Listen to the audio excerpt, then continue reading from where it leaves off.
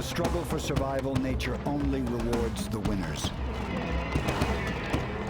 Imagine the ultimate survivor. Surely it would be strong, swift, and subtle of mind. A creature very much like ourselves. Proudly we imagine ourselves above the rest of the animal kingdom, believing our design to be evolution's crowning glory. Culturally, maybe we've been told that we are better than other organisms, or an evolutionary leap forward, or the top of the scale. But in the game of life, many of Earth's most winning creatures have neither brawn, nor brain, nor speed. They are so different from us, we barely recognize them as animals. Yet, they are movers and shakers of their own domain. They don't have any head, they don't have a brain, they don't seem to go old. They can live forever. For more than 500 million years, they've endured and thrived. Could these unlikely characters turn out to be life's ultimate survivors? What can they teach us about the shape of life?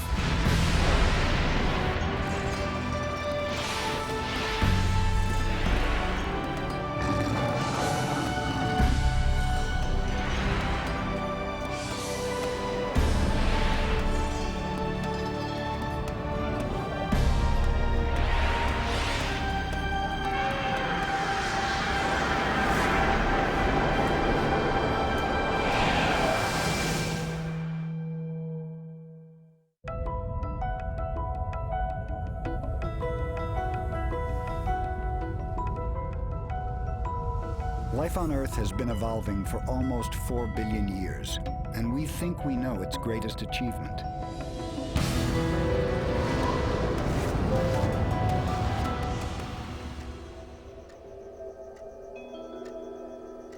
Nurtured by a complex social system and driven by a restless intelligence, we have created culture and art, science and technology.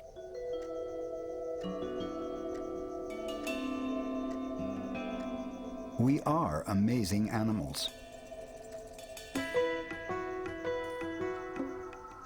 Only we have the ability to reflect on ourselves and our role in the world.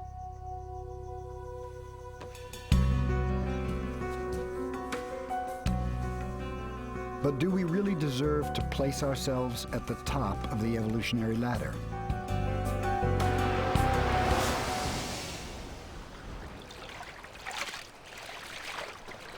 Not according to Gail Ka'aiali'i, a scientist who is also an endurance athlete. Paddles up! Go! A world-class outrigger canoeist, she works hard each day to keep her body in top physical condition. Ka'aiali'i lives and trains in Hawaii, but she's won rowing events the world over. She knows that winning depends on the right combination of brain and brawn. So does our success as a species. Evolution has given us a superb body plan. Fast, efficient, and distinctly symmetrical.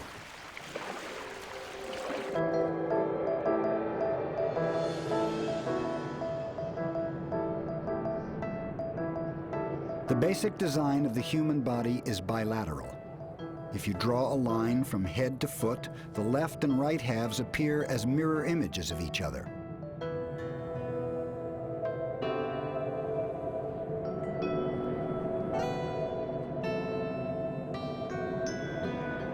To bring us news of the outside world, sophisticated sensory organs, nose, eyes, and ears are arranged symmetrically on either side.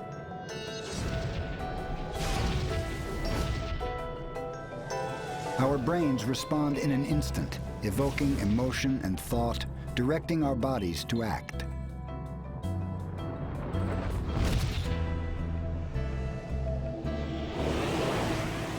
Nearly half our body is made of powerful muscles, which manipulate our intricate skeleton.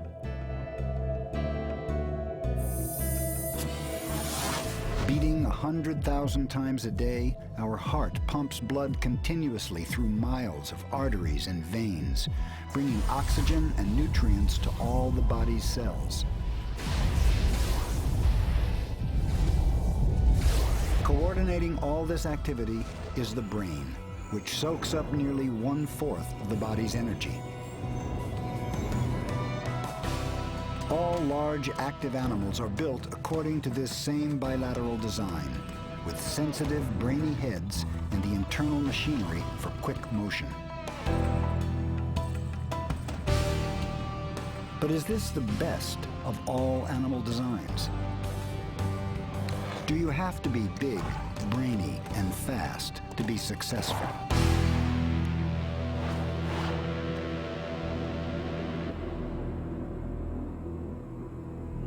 In the hidden ocean realms live creatures we would barely even recognize as animals.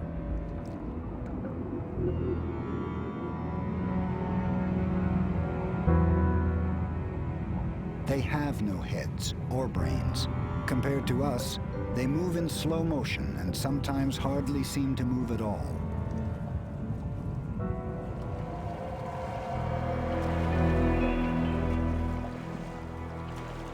But are they truly less successful than we are?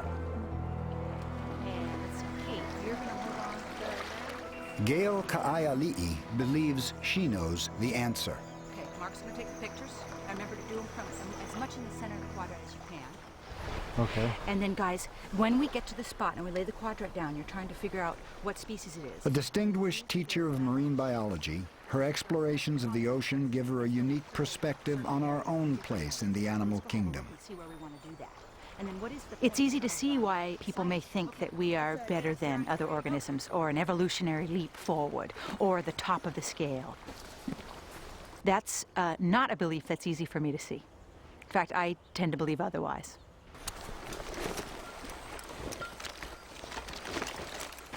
Ka'aiali'i and her students will search the ocean floor for creatures many would consider bizarre. Animals entirely different from us, yet remarkably successful. Guys, ready? Ready. Yeah. Let's get going.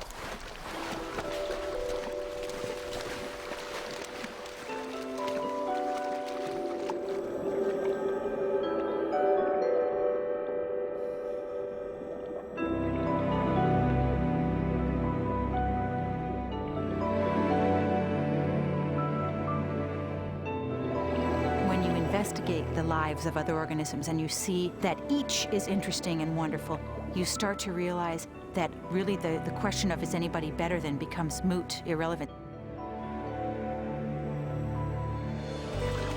It's not something you would want to ask. You start wanting to ask, how do the others work? They're so neat.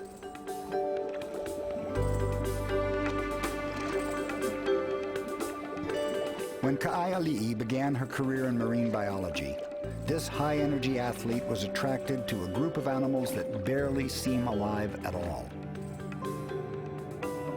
She fell in love with echinoderms.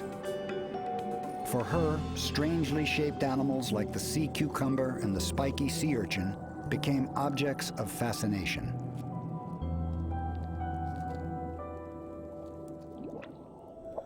I study a group of animals called echinoderms, and they occur all over the world in oceans. If you first come up on an echinoderm, maybe you haven't seen one before, maybe you've heard of them, but you haven't seen one, you, first of all, might not know what it is. You might think it's a plant. You might think it's a flower. A lot of them are named after flowers. Maybe you know it's an animal, maybe you've heard of them, but then your mind might turn to what is the thing doing? It's really hard to relate to what they're doing because it might not be moving fast, because it doesn't have a face. The major reason I study echinoderms is that they are weird. They have a different way of living than I am used to. And if you look closely, they get weirder. Even the most familiar of echinoderms can seem strange and alien.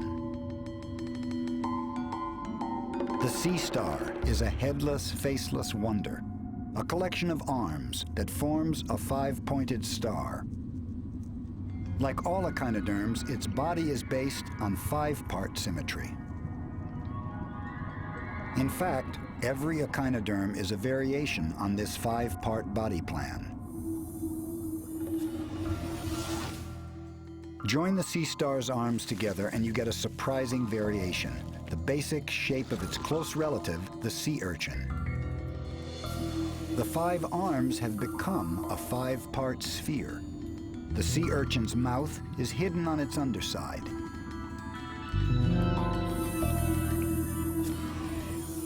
Turn the urchin on its side and give its body a good stretch. You've created a sea cucumber. The 5-part sphere has become a 5-part tube.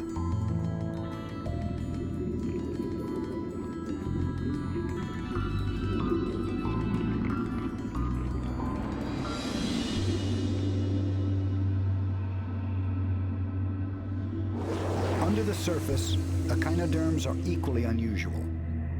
The sea star skeleton is nothing like our own. Just beneath the skin lies a latticework made up of thousands of bony platelets. They're woven together by minuscule muscles which can flex the arms in any direction. They have incredible strength and endurance. A special protein allows them to lock their arms in position effortlessly for hours, something our muscles could never do. Instead of a brain, echinoderms have a nerve ring, a living relay station. It acts to coordinate the movements of their arms.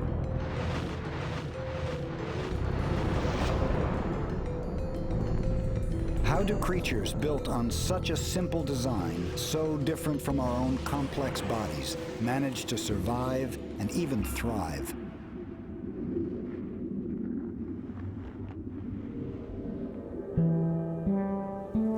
For over 500 million years, they've evolved radical solutions to life's challenges. Their lineage may be ancient, but they are a modern-day evolutionary success.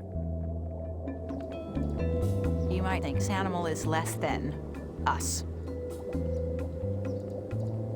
It is inferior. But once you start to see what they do, you realize how successful they are at meeting the same basic requirements for life that we meet, and that they do it just as well, but in a different way. In the warm waters of Hawaii, Ka'aiali'i introduces her students to a sea urchin. It seems no more lively than a rock, but don't be fooled. Urchins can dominate and sometimes even destroy their environments.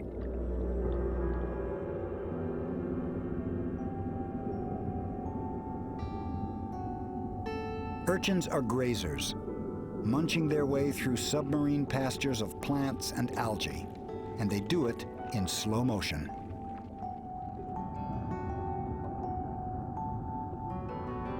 Along the California coast, urchins can reach plague proportions. They have a voracious appetite for giant kelp. These emerald forests, lush citadels of life, are defenseless before the slow and steady onslaught of an urchin army.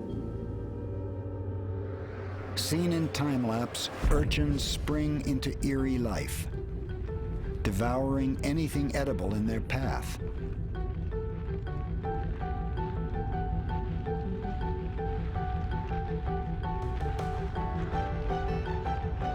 Urchins don't have eyes, so they can't see where they're going. But they do have sensory tube feet, which wave to and fro, tasting the water for anything good to eat.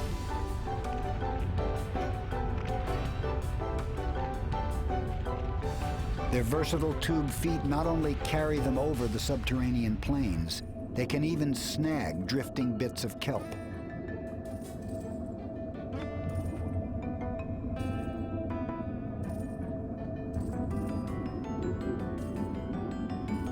The feet act like a bucket brigade, passing the food from one sticky sucker to the next, pulling the meal relentlessly toward the powerful, star-shaped jaw that awaits underneath. The sheer force of its 5 razor-sharp teeth can shatter a grain of sand.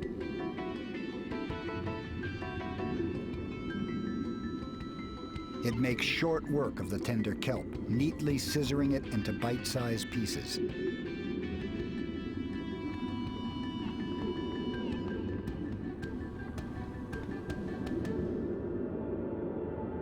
To us, they may appear to be curiosities, resting motionless on the kelp, but they are actually gorging themselves.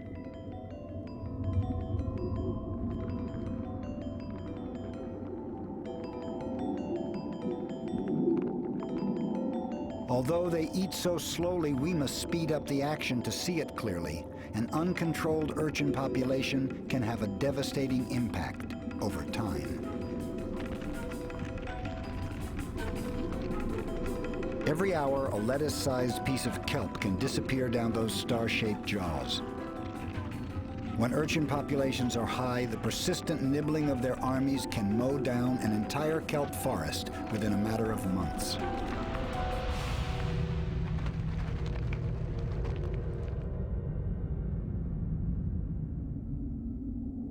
Without the kelp, a vast forest of life is turned into a barren plain. An eerie tribute to the inexorable power of a tiny, brainless creature that lives life in slow motion.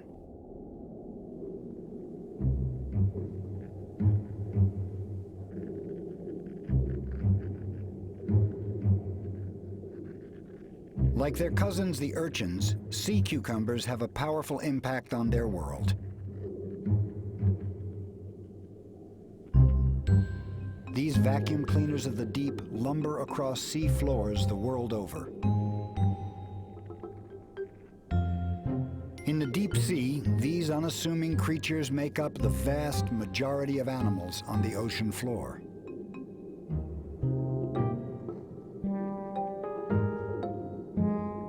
Everywhere they go, these animals help themselves to a banquet hidden in the sand.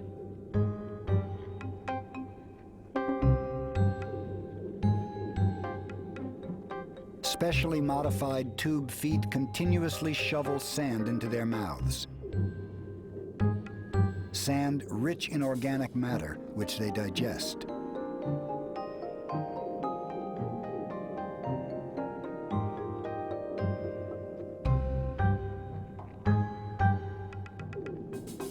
The leftovers are ejected in the familiar manner.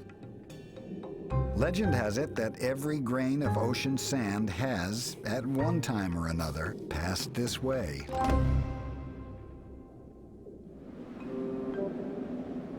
Sea cucumbers often dine openly on the sea floor, though their soft, fleshy bodies would appear to offer little resistance to any would-be attacker.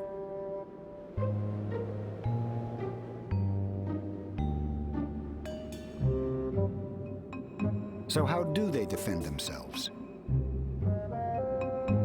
The truth is, they have few predators. Some simply taste bad. Bold patterns help advertise the noxious toxins which lace their bodies. Unlike urchins, sea cucumbers have no pointy quills to protect them, just fleshy knobs that cover their skin. Still, when provoked, some sea cucumbers can unleash an entirely unique defense.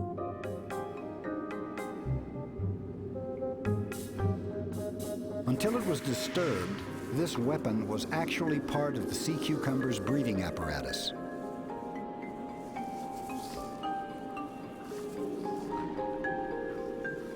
Ejected from its anus, these thin white strands swell to 20 times their original size, packing a potent mix of poison and glue.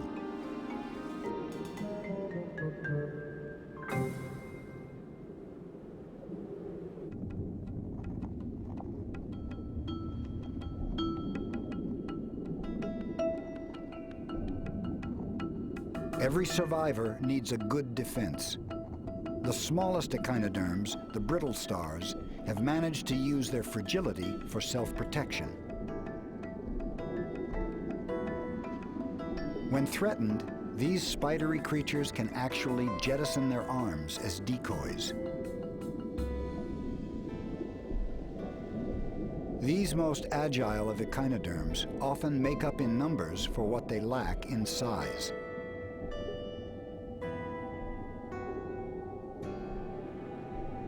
Brittle stars can cover vast expanses of the sea floor, forming a fuzzy living carpet.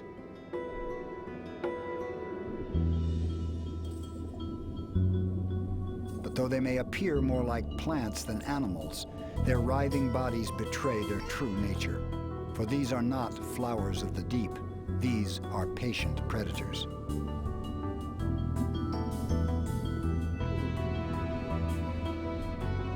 They catch their prey by waving their feathery arms through the water, plucking plankton from the current.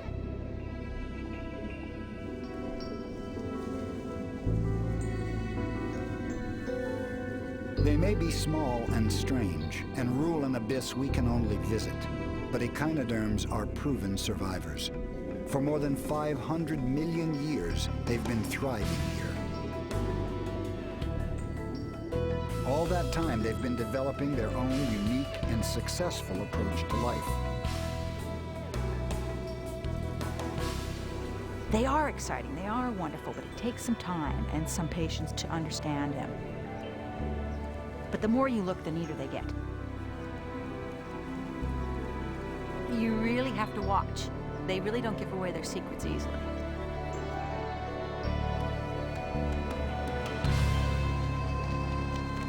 Watching patiently has taught scientists like Ka'ai to respect the unique ways in which echinoderms fulfill life's basic requirements.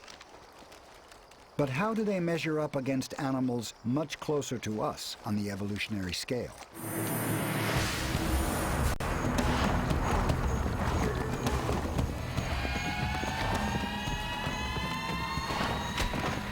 Could an echinoderm really be a fierce predator?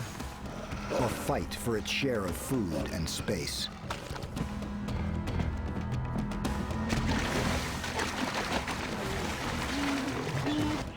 Are they capable of having social lives?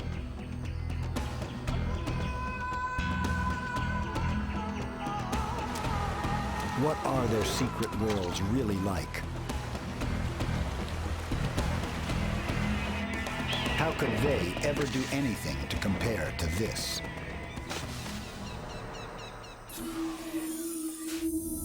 California's Big Sur coast is the scene of one man's quest to discover the true nature of the echinoderm.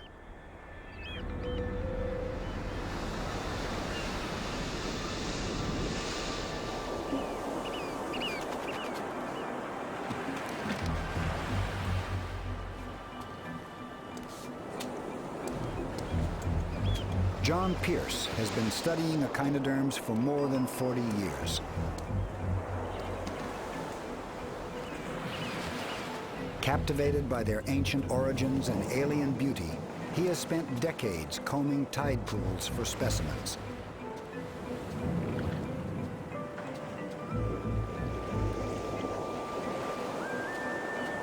For years, he believed that they were simple creatures, without the capacity for social lives. It's been thought for a long, long time. In fact, I think from the very beginning of people looking at echinoderms, back to Aristotle, that these animals are hardly animals. How can they have much of a social system if they don't have a brain? Pretty obvious. If they don't have a brain, they can't have much more social activity than a tomato plant. The logic of it seemed unassailable. At least it did, until a few decades ago. That was when John Pierce met a man who revealed to him the secret lives of the slow and spiny.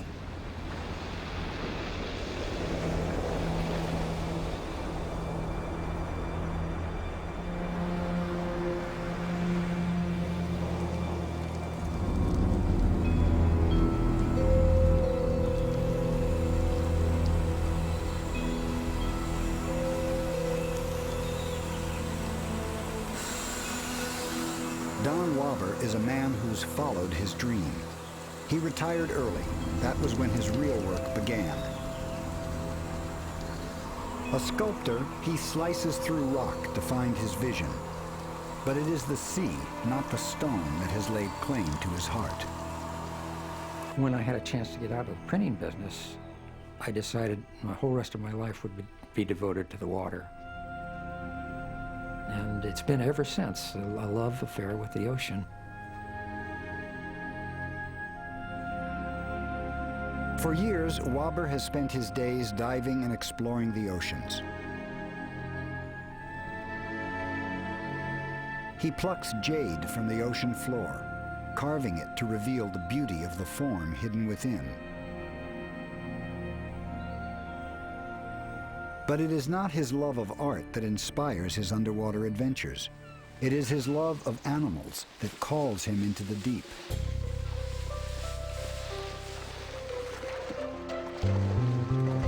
Sea stars in particular are his passion. At age 45, he began photographing and studying them in earnest. Wobber became intrigued by the statuesque poses that sea stars would strike. He wondered what their posturing meant and formed a simple and ingenious plan to discover just what the sea stars were doing. I put a NISA camera in the rocks to steady it, pile rocks around it, and then I could leave the camera there.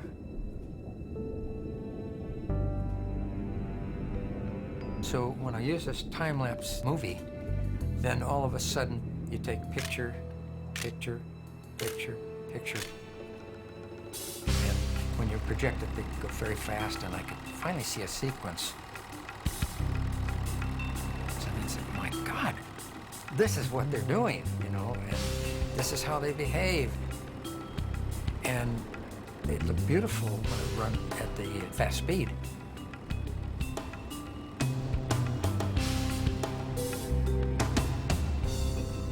Time-lapse photography allowed Wobber to witness the vibrant lives of echinoderms for the first time. He found that they interacted with each other just as other animals do. They just do it in a different time frame. To John Pierce, Wobber's films were a revelation. When I first saw Don's films, I was just stunned. I just could hardly believe my eyes. There we go.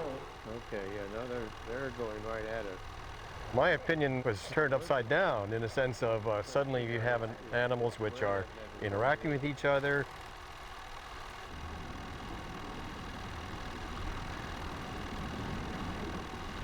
Chasing each other. Actually having complex behaviors. What you really appreciate with these kind of movies is how much action there is. I mean, When Wobber began to analyze their behavior, he was shocked to discover that the sea stars were actually fighting for dominance, just as lions or hyenas do. Not only do they fight for dominance, they do it through ritualized wrestling bouts. You'll see some of these where they're really pushing against each other, like wrestling. The struggle begins as the sea stars size up their opponents. You'll see animals coming up to each other and raise up their rays, and almost like they're looking at each other. And it looks like they're sizing each other up to see who's the biggest or who's in charge. Jockeying for position, the combatants try to get the upper hand. Eventually, they will lock arms, each trying to pin its opponent. Wobber believes that the sea star that manages to come out on top will enjoy a dominant position until the wrestlers meet again. Then the one that had the drift right toward the other one retreated. When fights occur over food, he found that the animal first on the prize usually wins. Apparently, even among sea stars, possession is 9/10 of the law. One on the food always won. Well, statistically speaking.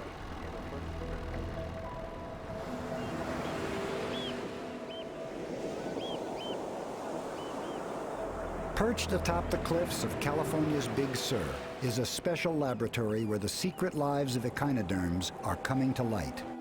Okay, let's put some of these in here now. Here, scientists work with shape-of-life filmmakers to capture the behavior of these little-known creatures on film. We'll stick them together and see how long it takes them to spread out. These are animals still shrouded in mystery. Well, they really got some great shots. How can they help us understand the possibilities of life on Earth? If you can just put a couple down in front of the lens there, and that sounded better, right? What can we learn from them? What ancient secrets do they harbor? A lot of questions which are barely even asked yet, much less starting to look at. One of the things which is really fascinating about echinoderms, they don't seem to go old. You know, you can hardly know what to ask. They can live forever. The only thing that kills a sea star is physical or disease, but they don't just grow old. Why not?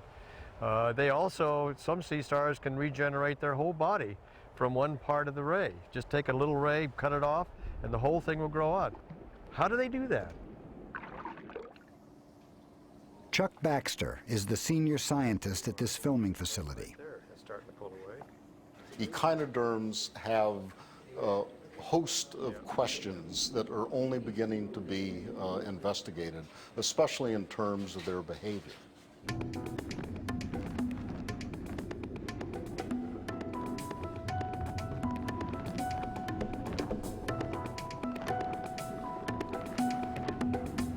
Shape-of-life cameras are capturing sea stars and their behavior in ways never before seen.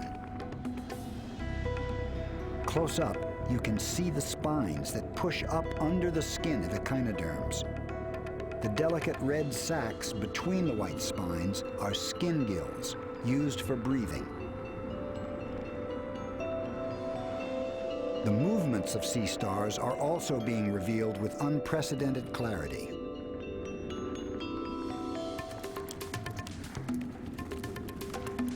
Echinoderms move and feed like no other animals on Earth. They use remarkable organs, completely unique in the animal kingdom, hydraulically powered tube feet.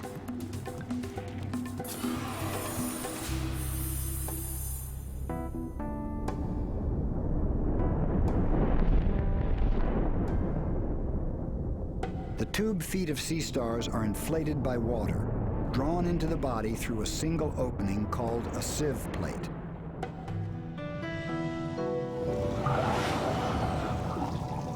The water fills the 5 radial canals which run down the length of the arms, forming a hydraulic system. The water is stored in little muscular bulbs. When a bulb contracts, it forces water into the elastic tube foot, extending it. Muscles on the foot swing it in the direction the sea star wants to move.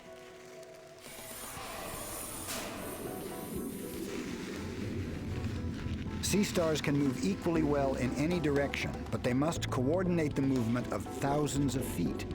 Used together, they have incredible strength. Clustered at the tip of each arm are special sensory tube feet that taste the water, seeking food or sensing danger.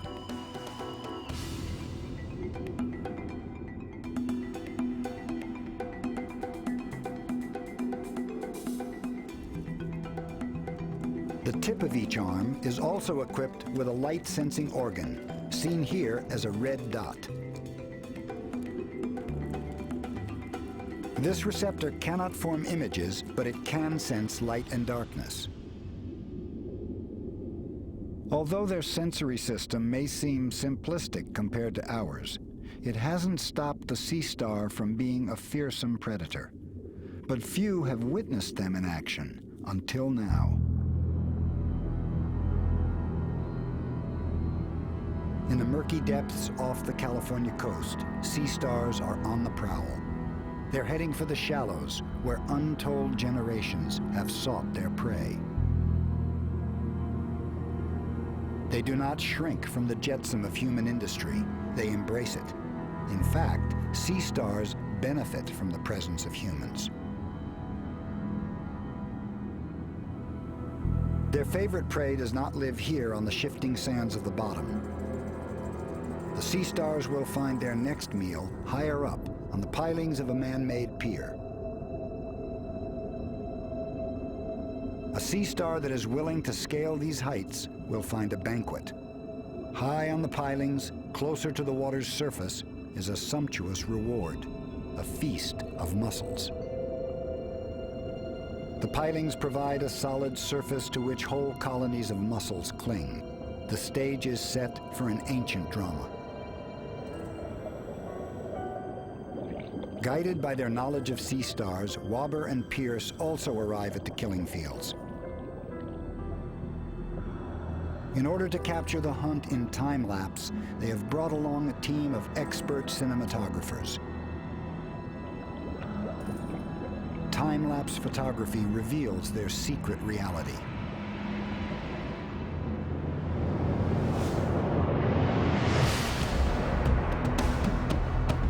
Like an advancing army, the sea stars move into position, slowly but surely working their way up toward their victims.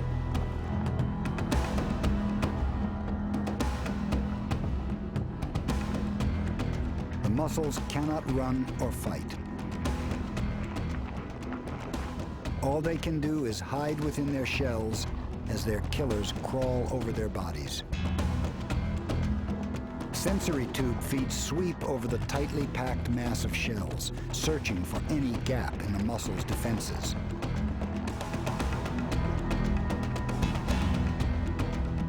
Settling on its victim, the sea star hunkers down and begins its attack. The first wave of the assault begins with the tube feet, which use hydraulic pressure to pry open any gaps in the mussel's shell.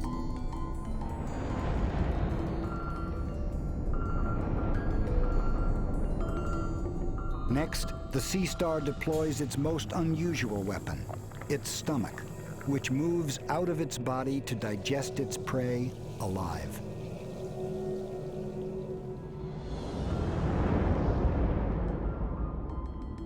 Even in time-lapse, it is hard to see the sea star's attack.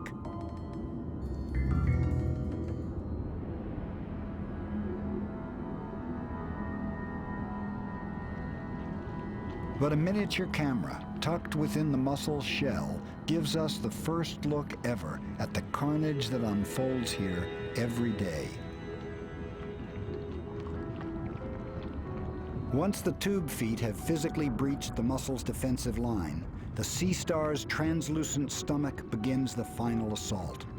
The animal actually pushes its stomach inside the mussel's shell, unfolding like a fatal flower.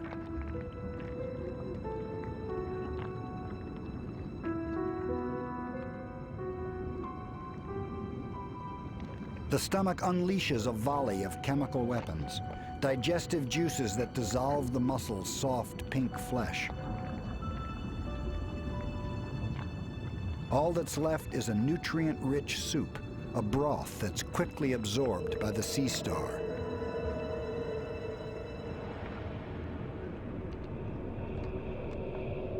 Having assimilated the mussel, the sea star's stomach pulls away, and the animal moves on, leaving behind an empty shell.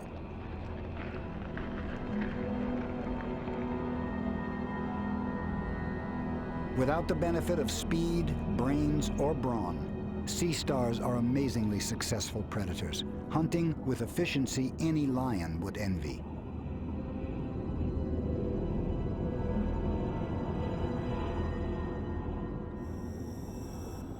The life and death dramas of sea stars unfold before our very eyes, but so slowly we don't recognize them.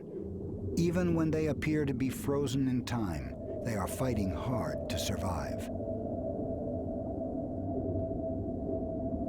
But speed up the action, and you can see how the whiff of a few tantalizing molecules sends a wave of excitement through the sea star community.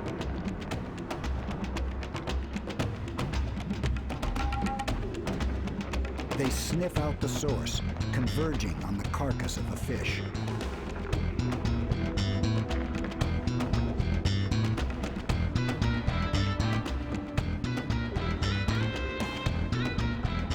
Like vultures of the sea, they fight for a share of the gruesome prize.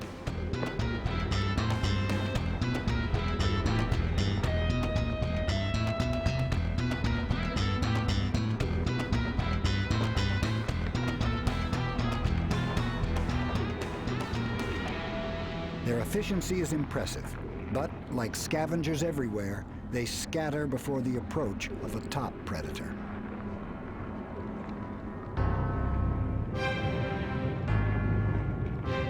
This is Pycnopodia, a giant among sea stars. It can have more than 20 arms and grow larger than a manhole cover.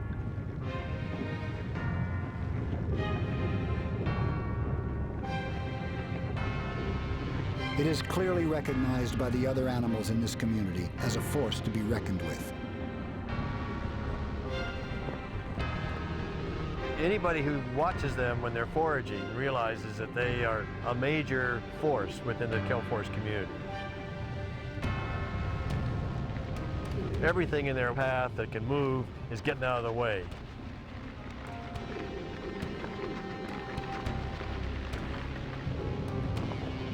They are essentially like the lions in the Serengeti in the sense that all the prey species around them know they're there and know when they're preying.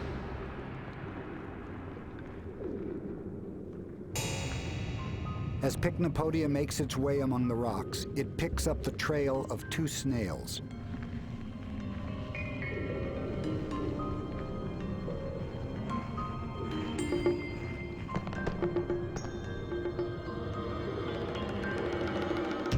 Realizing they are under attack, the snails make a run for their lives.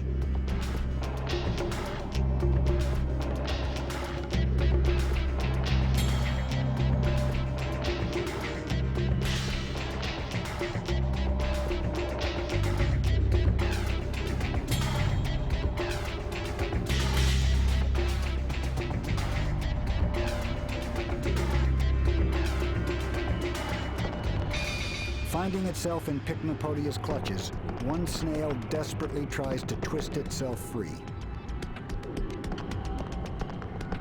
It escapes, but not for long.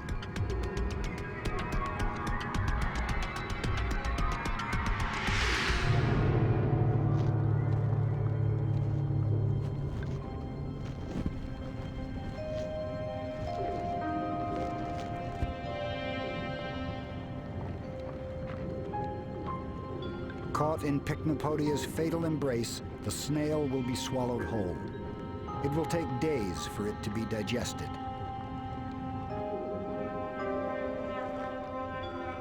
Giving the other snail another chance at winning the game of survival.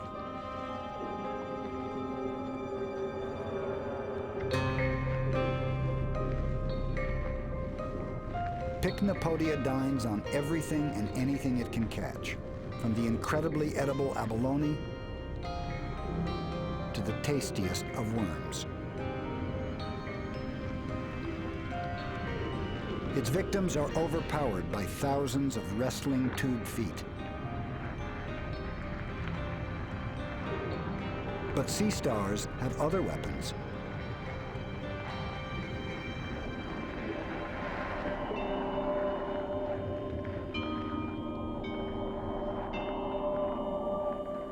Nestled among the spines are tiny pincers. Operated by minuscule muscles, they are a living toolkit. Pincers of different sizes are available for different jobs. Snaring food is always at the top of the list. This worm was snagged by a single miniature pincer, but it's enough.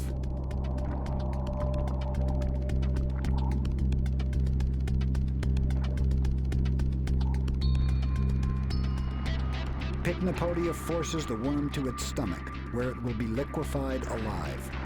Passed along a bucket brigade of tube feet, the worm slowly loses its battle to survive.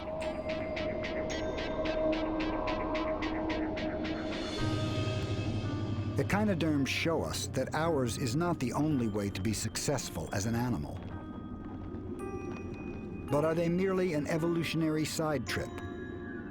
A detour on the road to us?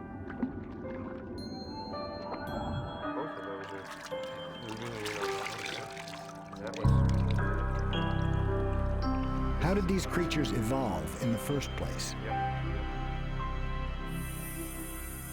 Some clues to this mystery are being uncovered along the rugged coastline of southern England.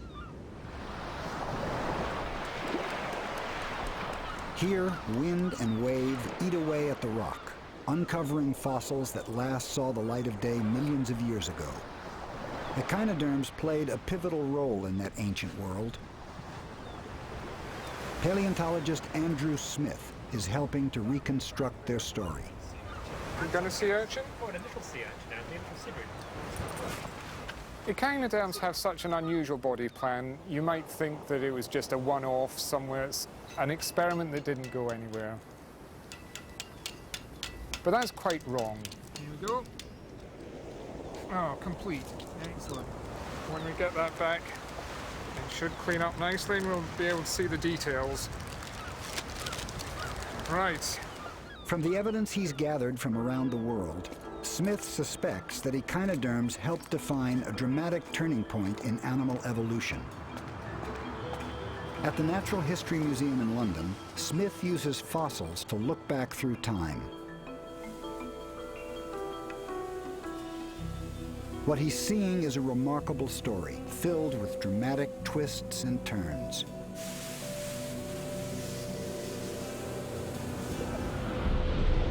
At the dawn of animal life, there were only three basic kinds of animals. There were sponges,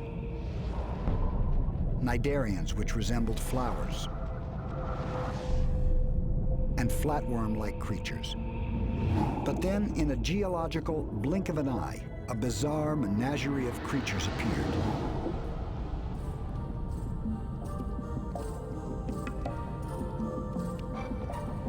Many of them were large, active, and fast.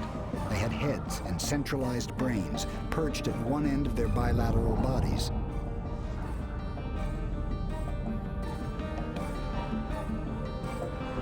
Evolution had struck upon a new design that would have great success and eventually lead to us.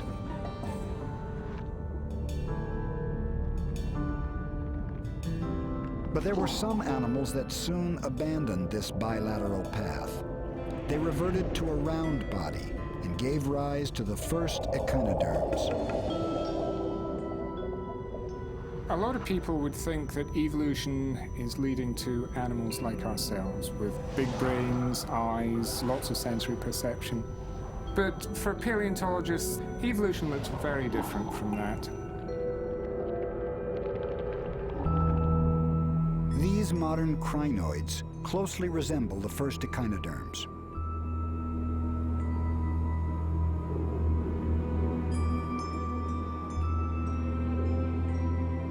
While other creatures began evolving heads, brains, and limbs, echinoderms turned down a very different evolutionary path. Resembling plants more than animals, early echinoderms opted for a sedentary life, firmly anchored on the ocean floor.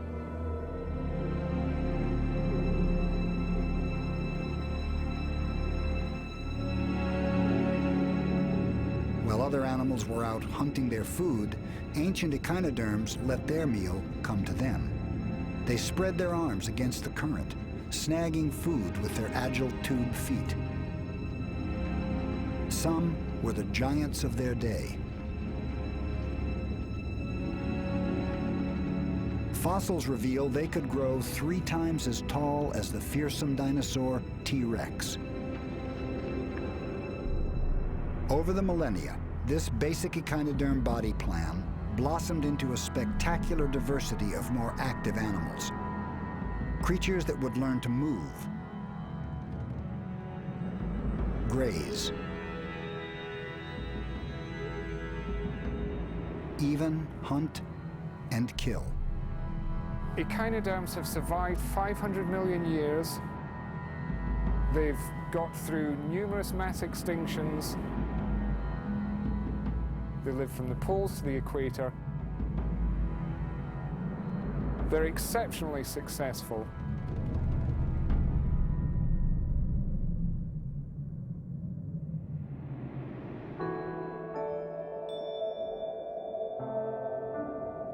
It's simply wrong to think that evolution favors one path over another. I think it's much better to think of the tree of life as a bush with lots of branches coming out in all directions, each of them leading to a form which is specialized for its own particular mode of life and doing extremely well.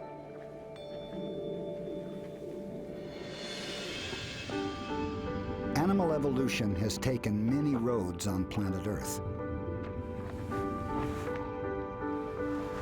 Perhaps we shouldn't ask which road is best, but how each leads to a unique approach to life.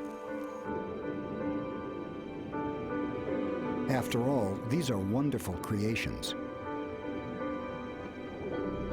Animals radically different from us, but no less successful at surviving. Echinoderms teach us that you don't need eyes.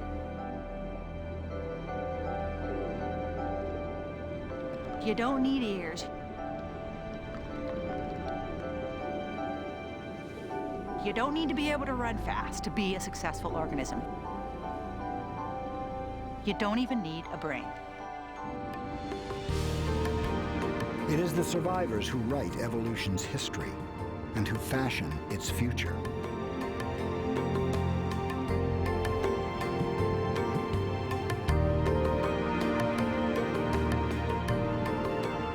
No matter what lifestyle it has adopted, every animal is uniquely designed to win at the game of survival.